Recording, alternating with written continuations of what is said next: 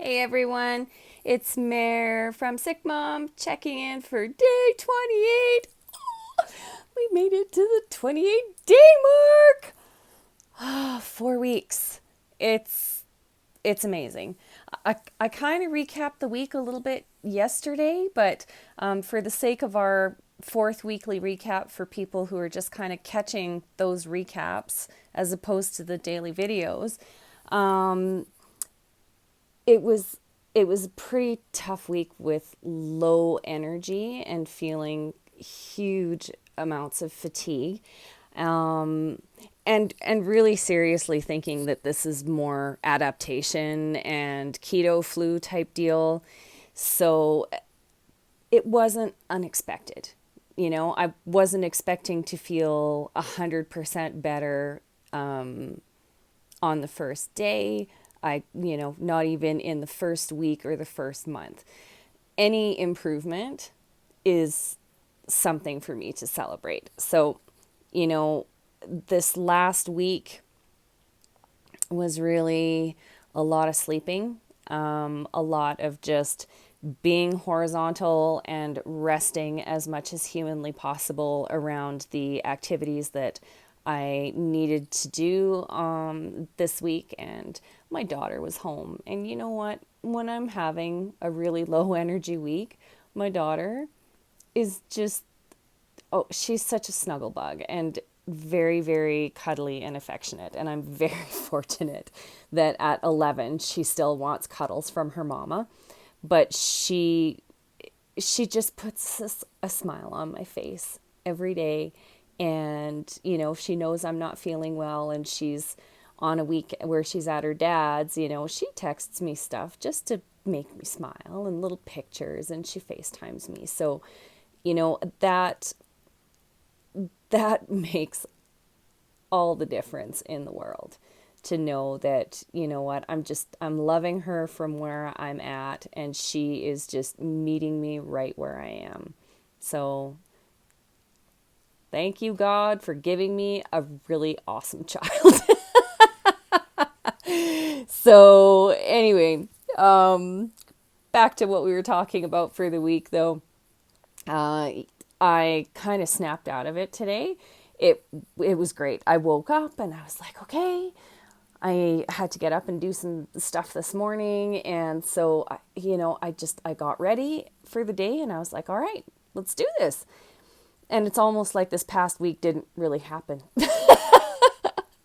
So I kind of got to a point where I was like, oh, I'm just like trucking around today, and it's good, and being social, and hanging out with people that I care about and I just love so much. And I just feel like whatever down or whatever low my body was experiencing this week, it certainly wasn't my spirits that were dampened. And just being out in the world today was like, yeah, all right, we got through it. We got through a challenging week, and we're here, and we have a smile on our face, and we're happy. So I just, and having a really low energy week, I just can't tell you guys enough how much easier it was to be fully committed to my self-care while I was feeling nourished and satisfied. And, even if there were gaps in my appetite a little bit, it wasn't like it was this huge deal, because when I was eating, I would eat until I wasn't hungry anymore. And then I just waited until, when, for me, I start knowing that I'm hungry. Like some people get gurgly tummies or whatever. It's when I start having thoughts of, hey, what would be really good right now? Like that kind of thought. And it's not obsessing over food or having obsessive thoughts about food, because once I'm done eating, I'm like, that was so good. I feel satisfied. I don't want any more. I'm not craving stuff that is not good for me. And I'm just left feeling happy and able to occupy my mind with much better pursuits. So yeah, just eating this way and making it through a week that was low I'm grateful. I'm grateful because it was so much easier. So much easier. You know, I used to get kind of this food paralysis almost when I would be really sick, or if I would get to the point where I was hangry, it was very, very similar. But it the whole paralysis was essentially, how can I put it? I would be so exhausted and be not necessarily hungry, like excited about food, but hungry, like, oh my God, I haven't eaten all day. I should do something about that. And then not know what to eat and just be kind of weighing my options and going, okay, well, do I want to cook this? Do I have something that's ready made? And it was just this huge deliberation that was exhausting. You know, having a hard time being able to concentrate and focus with brain fog just makes the smallest decisions even that much more challenging. So, you know, and also I was trying to be mindful of that huge list of food intolerances that I have. So, anyway, this week was just such a no brainer. I only had to prepare food kind of like every day, day and a half because I was making enough to kind of last us a day or two. And, you know, it wasn't stressful. And as much as I love food and I've always loved food, it stressed me out. And I'm just kind of starting to realize that I'm sort of free from that stress. Because when you're dealing with all of these issues with food and that, you know, even the stuff that you're not intolerant to still makes you feel sick, you start running out of options pretty quickly. So sometimes I used to say to my friends, I'm like, today I'm just going to eat, which meant screw the food intolerances. I want to eat something that tastes good because I just can't bear the thought or stomach the thought of eating something that is super bland or no flavor or anything like that. Or if it was something that required a lot of prep and I just didn't have the energy to do it. So that's the kind of stress that I would have around food was just, you know, okay, well, if I am going to eat something, I should try and do my best to eat stuff that isn't going to irritate my gut even further. And sometimes actually delivering on that kind of commitment, I guess, is super challenging. And it's just like I'm sure what a lot of you have experienced that, you know, you just get to the point where you're so hungry, you just grab the first thing that you can or whatever it is that looks good. For me, it was more about what looked good in that moment because from moment to moment, I would find different things appealing. And sometimes even my favorite dishes were not even appealing to me because I just felt so awful. So I kind of mentioned a bit yesterday very briefly and possibly in another video about my body being in starvation mode. So starvation mode is not the same as a fasting state or mimicking a fasting state. Starvation mode happens a lot when people are dieting. And I use the air quotes with the dieting because one of the first things that I brought up in an early video was that I don't believe that diet is something you go on. Diet is what you do every day. It's what you eat every day. It's the food you put in your pantry. It's the stuff you have in your fridge. That is your diet.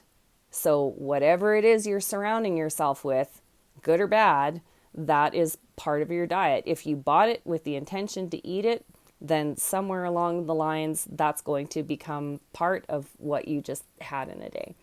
So, but anyway, so back to the whole, oh my God.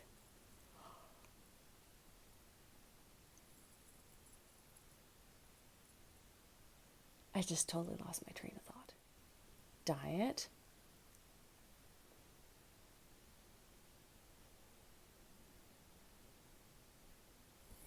Oh my God. I need to stop this and watch it over again.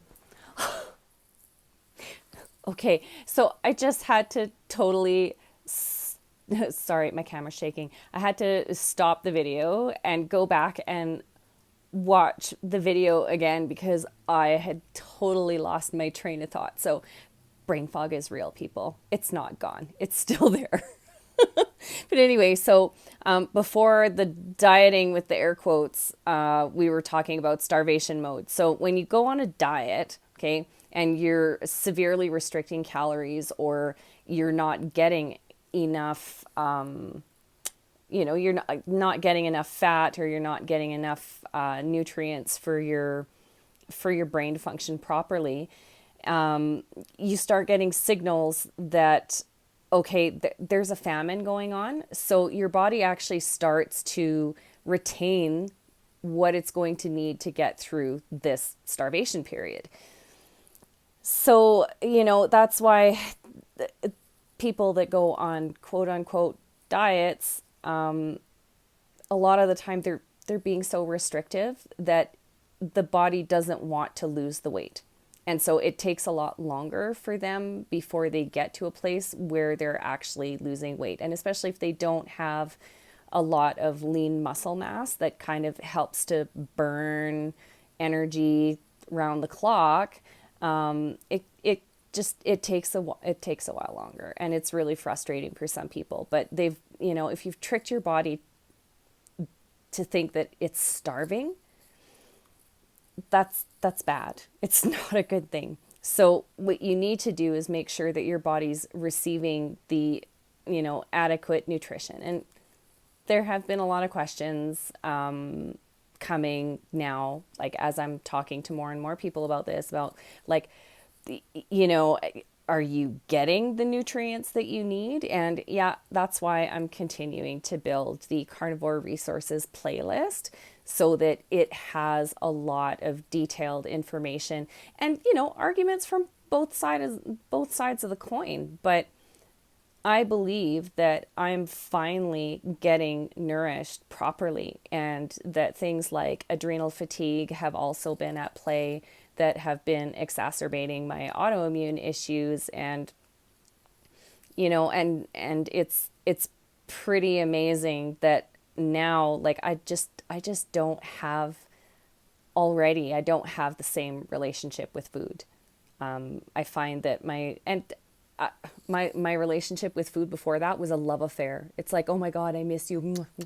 Come here, you delicious thing. I wanna travel the world so that I can taste all of the different flavors. Well, I want to do that, but now it might very well be as a carnivore. But so I'm relating in a more positive way because it doesn't feel like a burden anymore. It feels like, oh, this is fun. What are we going to do today? And I was going to make some burgers today, and I had some ground beef that was thawing in my fridge, and I thought that it was fully defrosted. It was not. So I was like, okay, well, you know what? Let's make chaffles. We were going to make chaffles this week anyway. So, we had the ham and egg waffles last week that lasted me the week, and were so easy to just reheat in my toaster. Put a little bit of butter on there. Oh, so good. It was just like, oh, thank you for being in my freezer so that I can heat you up quickly.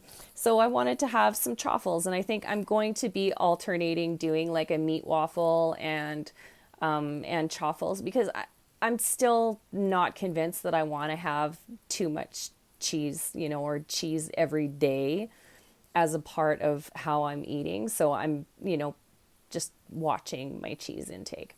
But oh, the chaffles today, made them with Emmentaler and Gruyere cheese.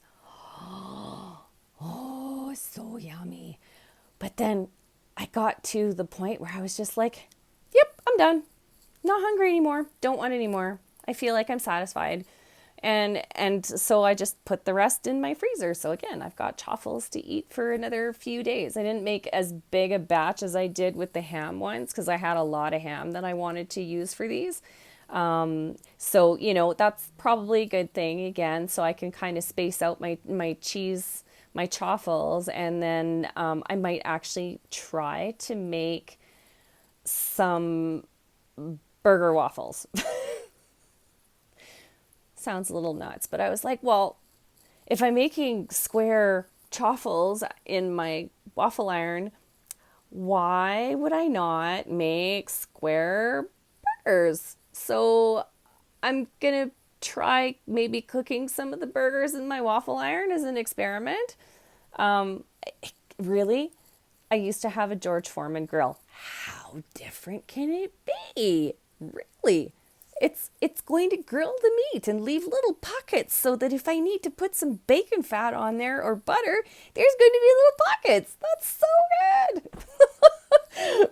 So anyhow, as you can see, I'm having fun and I have a lot more energy today, so I am feeling quite bubbly. And maybe the 3 cups of coffee at breakfast have something to do with that. This is very noticeable now. I talked about it after I had the Brain Boost episode, and the next day I said, yeah, I probably shouldn't drink espresso and lattes at night anymore. When I was in high school, just to give you a little history, I used to drink a pot of coffee and I could go straight to bed. And studying for exams, the pot of coffee was usually on the dining room table with me.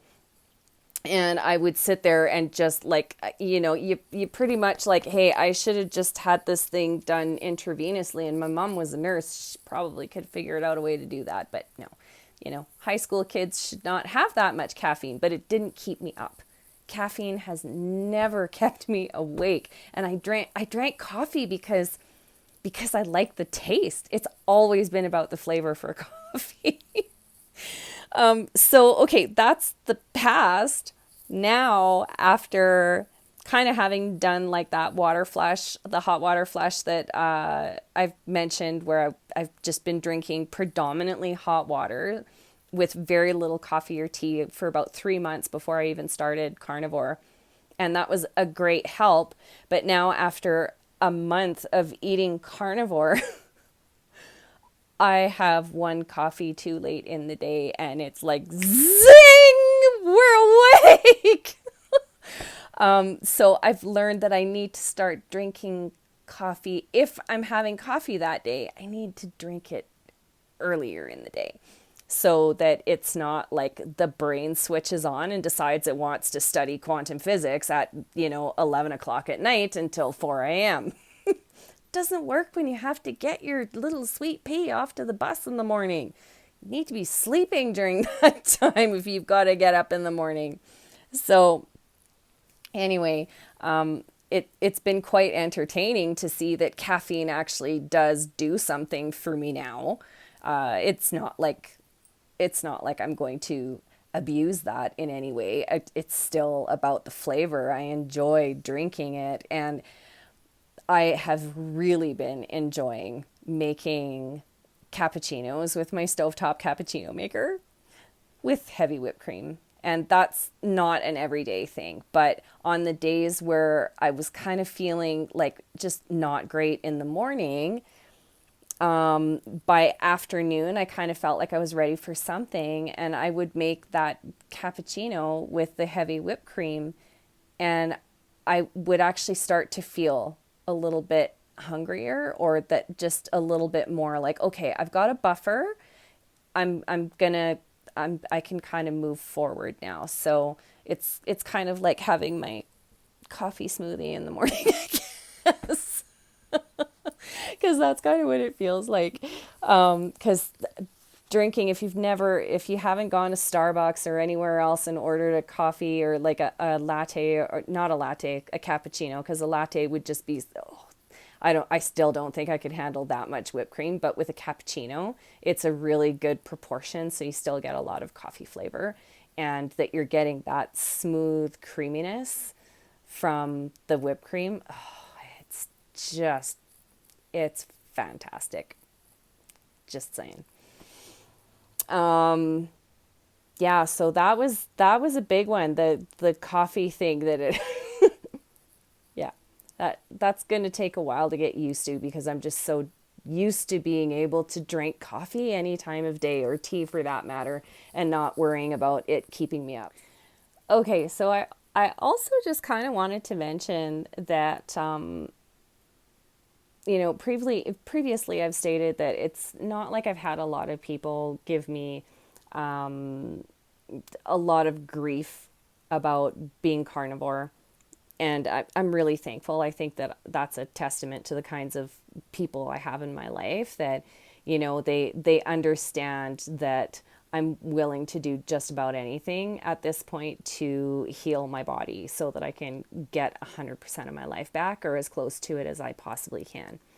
So, but having done a lot of research and watched a ton of videos, and I'm reading still a lot of, when scientific papers, if I can find them, or other people's research, so that I can continue to inform myself and grow my knowledge base about carnivore, I have started to see more of the trolls that are on the internet, and also just how much like borderline violent opposition there is to this. It's unbelievable. It's actually a total stunner that, so there's a show called The Doctors. It's been on the air for quite some time, and I've enjoyed watching The Doctors in the past. I find that, it's a pretty informative show. So they asked this doctor named Paul Saladino to come in with, there's a couple of young ladies that are down in the US, and they have healed their autoimmune issues through carnivore. And they were being invited onto The Doctors, and from what Dr. Saladino says, the girls actually said, we're not coming on unless this other doctor comes with us.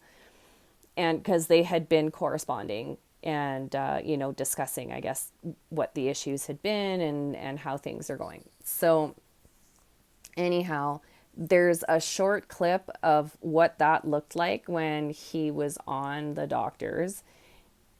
And I was just completely shocked at how it was like they didn't want to let him get a word in edgewise. It was not a conversation. It felt like it was an all-out character assassination. And I can understand some of the points of view from the panel of doctors that is on that show regularly. Okay, I can understand. But the venom with which it was communicated, I just thought it was absolutely disgusting. I just couldn't believe it. So Paul Saladino goes into detail as to what happened in his own podcast, and that he had actually invited one of the doctors that was on that episode of the show to join him on his podcast so they could, continue having a conversation. I would just recommend that you watch his video. He tells his story far better than I could explain it, but needless to say, he was just met with, it was like hatred. It was awful. And it sounds like they didn't show the clip of, or he didn't show the clip of the girls when they were on the show, but it apparently was very much like they were just trying to discredit them. And the doctor, one of the doctors who was interviewing them, kept alluding to symptoms and illnesses they thought they had. I want to be really very, very clear on this, and this is one of the reasons why I advocate so strongly for patients and their rights to be treated like human beings. I have had specialists treat me in much the same way, trying to tell me that all of my symptoms were because of migraines, or that, it must be depression. Depression often is the culprit for people who have autoimmune issues that haven't been diagnosed yet. I had a neurologist that I was seeing for a number of years who it was pretty much guaranteed that every time I was leaving his office in tears, because he was treating me like I was crazy. It was all in my head, everything. And at that point, I had not been diagnosed with anything properly. So this was still in that first 10-year period before diagnosis. So it was awful. And to hear of any doctor who does that, it that is something that really gets under my skin, because that is not appreciating human condition. It's not appreciating a person's individuality. It's not respecting anybody's journey and the right for them to express what they're actually going through and be heard. They have the right to be heard. So it was just really interesting to watch this, and it kind of brought some stuff up for me that I kind of, this is what I'm talking about now, that it's not okay for anyone to ever dismiss your journey and your struggle. It is never, never okay. Especially if you are a chronic illness warrior like I am, and I have been there. I have had people that I thought were there for me completely turn their backs on me and dismiss me. And it's just suddenly I appeared to be almost damaged goods. That's what it felt like. And that wasn't the case. It was just my case was a lot more complicated than it appeared on the surface. And it took me over 10 years to get to diagnosis of a lot of the things that I now know I have. So, all I can say is that if anyone ever tries to speak with you in that way, there's a good chance that you still won't be able to get them to see your point of view no matter what you say. So sometimes it's better not to say anything at all and to just let the conversation go. Oh, sorry, low battery notification. There we go.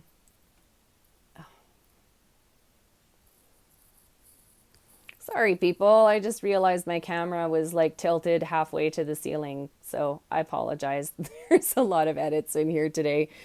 But anyhow, so just remember that everyone deserves kindness and compassion. And especially if you've been in the medical system as a patient for a very long time, and that, you practically live at your doctor's office and you've got like your specialists' phone numbers on speed dial. Yeah. I have been there. I still kind of am there. I hope that I am getting out of there. That is the hope. But nobody has the right to treat you like you are not an individual and that you're not important. So make sure you advocate for yourself. And if that person will not hear you, if it's a nurse, if it's a doctor, you know what? You have the right to ask a second opinion. And sometimes it's like multiple visits to the hospital within a short period of time is what gets somebody's attention. And I'm not advocating for that because it's extremely difficult to go to the hospital. It's not a fun place to be. And on average, your wait times can be anywhere from 2 hours to 14 or more hours. And when you are in extreme amounts of pain, the last place you want to be is in a hospital waiting room. So when I have to go to the hospital, it is because I really need to be there. And when a doctor dismisses you and says, oh, you have Ehlers-Danlos syndrome, well, that's what's causing your pain. True story. Actually happened. Ended up back in the hospital 3 days later. Saw a different doctor who apologized to me after seeing my x-rays. Yeah.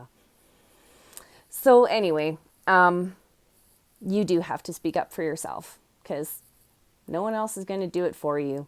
And as much as your friends and family want to be there and advocate for you, they're not always the right person. They know your story inside out, but they don't know how you're feeling in that moment. Is the pain you have different than it was before? Is it the same as it was before? You know, they're not going to ask you those questions. So it is better for you to be talking with your doctor and not having somebody speak for you unless you can't. That's when it's really great to have somebody around. And usually it's when there's no one around. So you're kind of stuck trying to make people understand how desperately you need their help. And unfortunately, they're often overworked and they've been there for far too long. They're exhausted and they're also humans. So I'm capable of forgiving people who have not given me the care that I really needed in that moment. But when you see something like that or you hear about people being treated that way on national television, there's no need for that. There is nothing that makes that okay. If somebody has been diagnosed with something and they have gone to specialists and they have had every test under the sun imaginable, chances are they actually have what they say they have. So you kind of need to take that at face value. I'm just going to leave that there for now, because I will do a piece on advocacy and self-advocacy in another segment, but not in this carnivore segment. I think that that's enough said about that. So reaching day 28, big milestone. Those little things that were kind of annoying in the first couple of weeks, things like, you know, being a little bit itchy and kind of having that sort of keto rash, for lack of a better term, that's gone. Like, I don't feel like I constantly have the itchy scratchies, or like the little eczema bumps that I had before. It's very, very dry here in Calgary where I am, so I am like itchy because my skin's dry, not because I feel like I've got a breakout of eczema or psoriasis happening. So that's another positive thing, that already I feel like my skin is getting better. It doesn't seem to be as reactive to stuff as it was. So that, I mean, it's a small beginning. I'm not saying that my skin is 100% healed everywhere. It's not. But it is showing signs of improvement and less irritability, if you will. So that's a very good thing. Yeah. So for the weekly recap, that's kind of getting close to a monthly recap, which we will have on day 30, which is going to be March 1st. I'm really looking forward to sharing that with you in 2 days' time. And, you know, we'll still have a video tomorrow, talk about the day, see how things are going. But today has been a very good day, and I do so appreciate you watching. So be sure to give us a big thumbs up down below. Just hit the like button and subscribe to this channel so that you know exactly when the next videos are dropping. You need to go and click that notification bell so that you're getting all notifications. So for today, day 28, this is SickMom checking out.